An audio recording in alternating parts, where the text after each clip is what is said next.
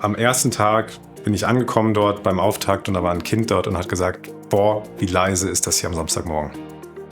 Es war aber auch eine jüngere Frau, die gesagt hat, das brauchen wir doch gar nicht, wir sind ja in 5 Minuten unten an der Isar.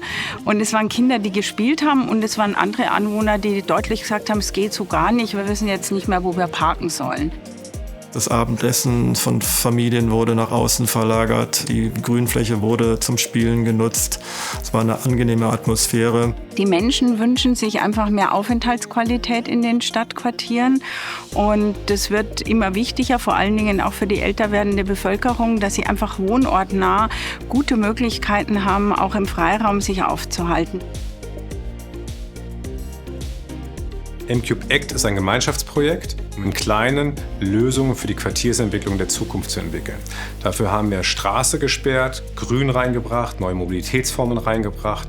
Denn nur wenn man Sachen erlebbar macht, kommt man überhaupt in die Position, darüber nachzudenken, wie es ja mal anders aussehen könnte.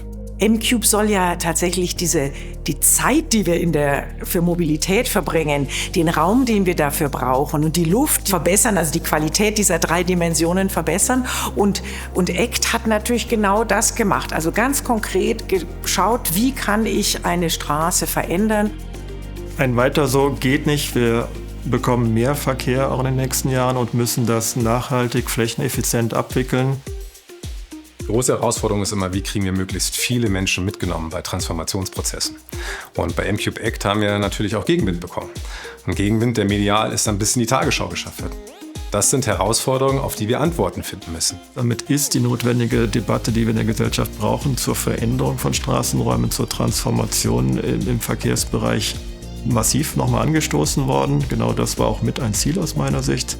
Ein Versuch wie ACT liefert ja ganz viele Erkenntnisse, ganz viele Daten, unter welchen Bedingungen eben so eine Transformation, so eine Veränderung gelingen kann.